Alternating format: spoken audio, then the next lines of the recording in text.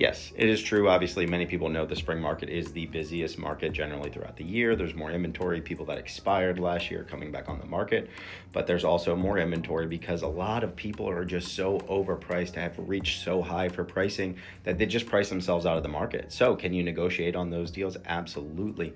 But let's just take Hartford County as a whole. Last year, 2025, there was about a 1.2% appreciation to 1.5% appreciation, give or take, in the markets that, exist there.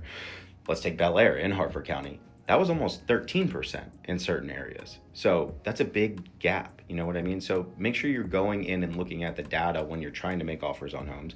Be familiar with the market, be familiar with the price increases. If people are getting closing help, which again, like if something's been sitting on the market, you can negotiate the price, you can negotiate closing help on top of that. So if it's at 300, maybe it's worth 270, maybe you offer 280 with $10,000 back, $10,000 less out of your pocket.